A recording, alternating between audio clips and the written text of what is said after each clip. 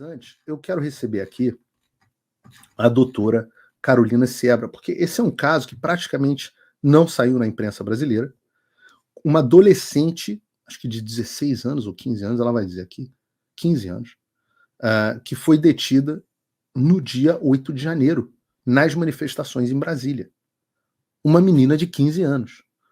No dia 9 de janeiro, às 5h15 da tarde, o Ministério Público Federal se manifestou pela soltura da menina, que ela devia ter liberdade assistida, com prestações de serviço à comunidade. E sem sem nenhuma defesa, às 17h53, ou seja, 40 minutos depois, o juiz da Vara da Infância do Distrito Federal condenou, e no dia 3/2 de 2023 o caso dela transitou em julgado. Há alguns dias, ela ia 2 vezes por semana para o CREAS da cidade dela, e ela era atendida por uma assistente social que ficava falando de política para ela durante 4 horas. É quase um campo de reeducação juvenil. Na quinta-feira passada, a turma da Asfav e da doutora Carolina Seabra mandaram uma advogada para lá para acompanhar e questionar o procedimento. E a assistente social falou que a menina foi detida por golpe de Estado e devia aprender sobre política para não fazer mais isso. Ontem a família foi chamada lá e agora a menina de fato vai prestar serviços à comunidade. Para conversar sobre o assunto, eu vou trazer aqui a advogada da menina, a doutora Carolina Seabra. Eu estou com a sua querida amiga e colega, doutora Gabriela, na cabeça. Ela também sempre está nas minhas orações.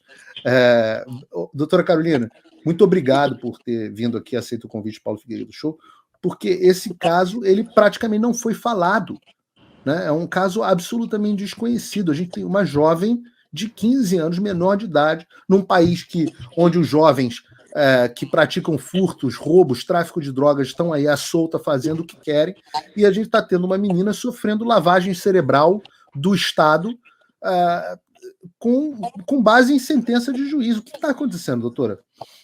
Exatamente, Paulo. Quero agradecer o momento, a oportunidade de contar o caso dela, porque realmente é estarrecedor. Quando eu entrei no processo, eu fiquei chocada com tudo que aconteceu. Fomos procurados, né, para atendê-la, e porque ela se sentiu incomodada com a forma que estava sendo conduzida essa liberdade assistida dela, né? Ela tinha que ir 2 vezes por semana lá no CREAS e era atendida por uma assistente social, e essa assistente social ficava às 4 horas falando mal do ex-presidente e falando bem do presidente atual.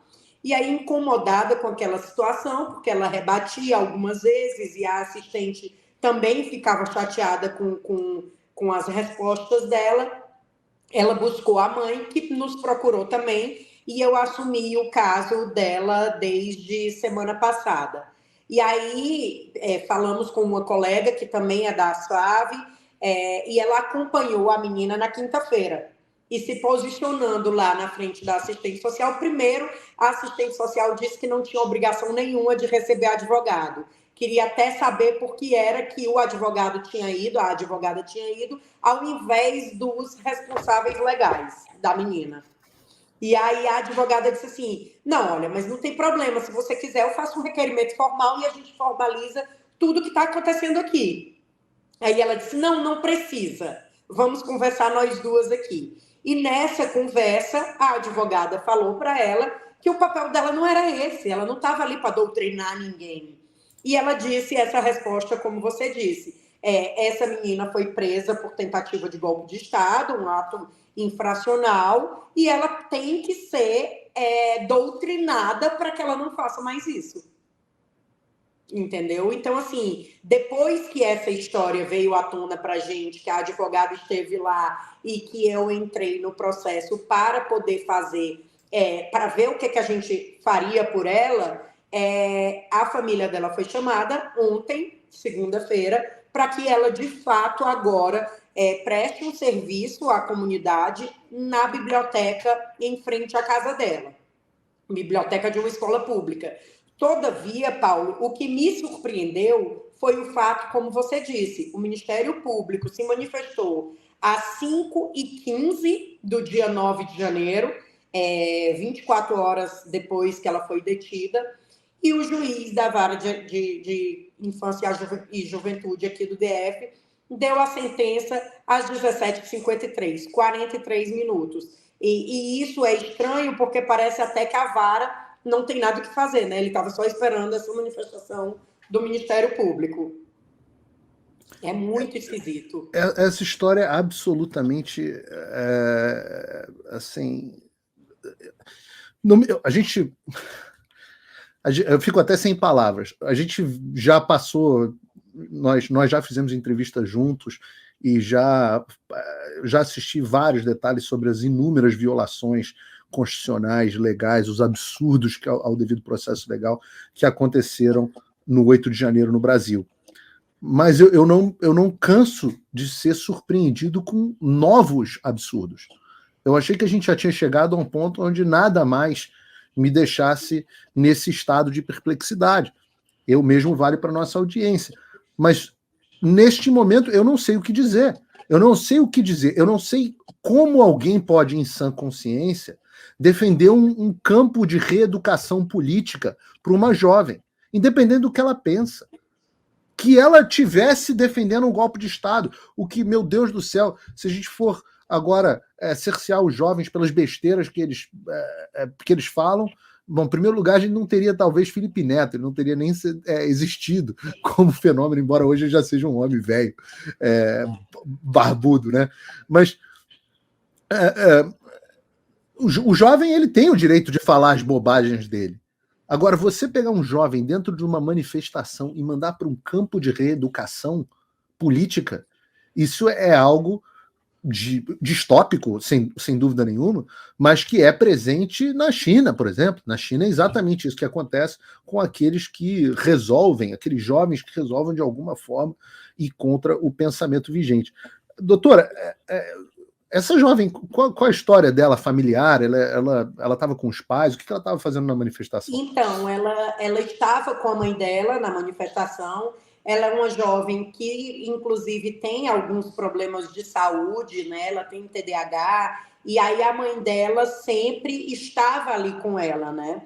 Ela foi detida, a mãe dela também foi detida, a mãe dela foi levada ao presídio da Colmeia e ela ficou detida aqui no DF até o outro dia, quando a irmã dela veio do estado delas para buscá-la. E aí foi quando ela passou por essa oitiva com o Ministério Público e assinou esse papel de compromisso. Essa remissão que o Ministério Público faz, Paulo, é como se fosse um acordo de não persecução penal, que é esses que estão sendo impostos para as outras pessoas. Acontece que o processo dela não tem absolutamente nenhuma prova que essa menina cometeu esse ato.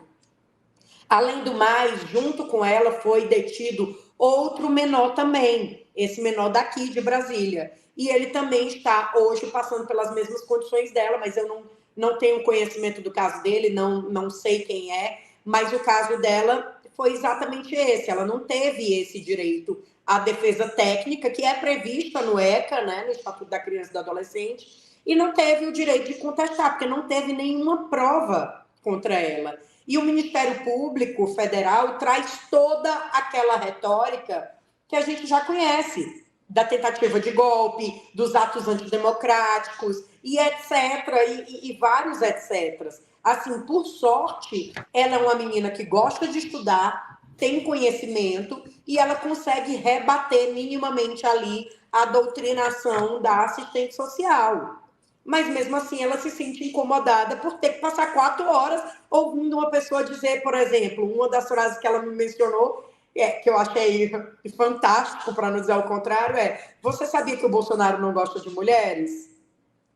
É tipo, oi, minha filha, qual é o seu papel? O seu papel realmente é esse? Essa menina tem acesso ao computador, Carolina? Ela está sem acesso ao computador por conta dessas medidas que são impostas, né? Eles são... Está sem acesso ou está com acesso? Não, ela entra, ela consegue ver as coisas pelo computador. Ela não Então tem vamos rede fazer o social. seguinte. Não tem problema. Vamos fazer o seguinte.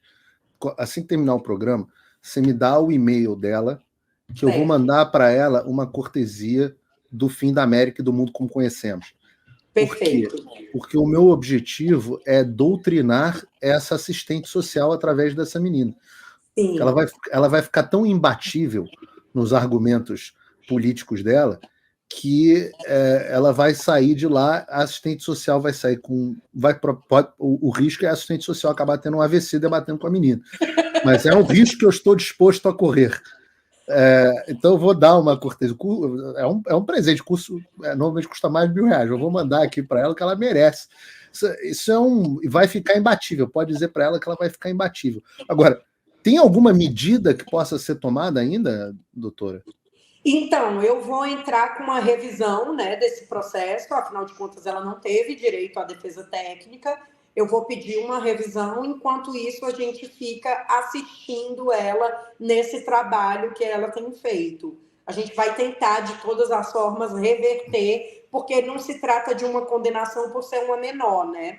Mas se trata de uma imposição que ela teria que passar 6 meses. Poderia ser bem pior, Paulo, se a gente não tivesse chegado a tempo. Imagina, 6 meses, 2 vezes por semana, por 4 horas, você ter que ouvir abobrinha, é bem difícil. Mas isso nem os presos do 8 de janeiro passaram. Exatamente. Eu quero chamar a atenção para isso, porque nem os efetivamente condenados, lá com todos os absurdos do 8 de janeiro, eles não tiveram que passar por essa reeducação que é, repito, digna de um regime comunista chinês. O Mao Zedong fazia exatamente isso, mandava, aliás, o regime chinês do Xi Jinping faz isso ainda com as minorias, com os uiguires, com os muçulmanos, etc., manda para campo de reeducação. Uhum. Então, vamos desfazer isso.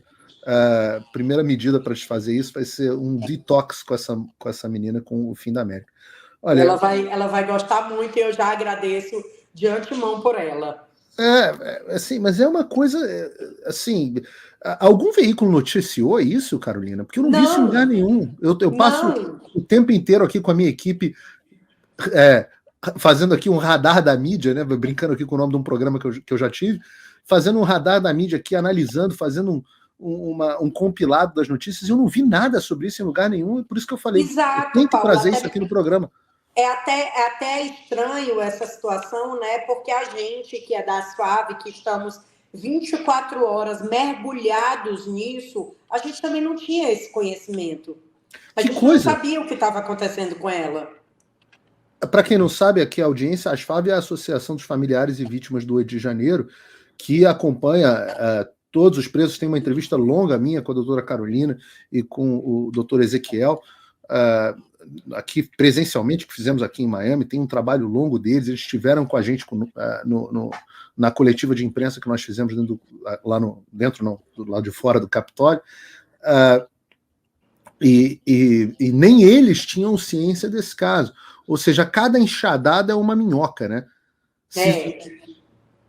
E assim, a gente todo dia se defronta com várias outras novidades e peculiaridades, que é como você disse, a gente acha que não vai mais ficar chocado, que não tem mais nada que aconteça, e temos, como a prisão do Moisés dos Anjos esses dias, que o processo foi suspenso por um pedido de vistas do André Mendonça, e mesmo assim o Alexandre de Moraes transitou em julgado o processo e mandou prender, entendeu? Então, assim, um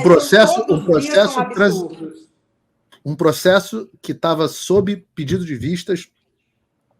E o André Mendonça fez o quê diante dessa situação? Só por curiosidade. Não, o processo está parado com esse pedido de vistas. Mas está transitado em julgado ou está parado? É exatamente isso. Não sou especialista em direito, mas eu não fiz direito. Mesmo se fosses, você não ia entender. Mas pelo que eu sei, um processo não pode estar transitado em julgado e, ao mesmo tempo, sob vistas parado. Não se ele fizer parte do novo Código Penal Gourmet do Xandaquistão. De Moraes. No Xandaquistão tudo é possível. Tudo é possível. Só rindo mesmo. Doutora, muito obrigado aqui Eu que agradeço, Paulo. Muito obrigada. Força para essa menina, tudo que eu puder fazer aqui do meu lado, conta sempre comigo. Você sabe que vocês têm aqui um grande aliado. Muito obrigada, Paulo. Bom trabalho para você e é um prazer estar aqui contigo. Obrigada, Todo meu, viu? todo meu. Até Obrigado. logo.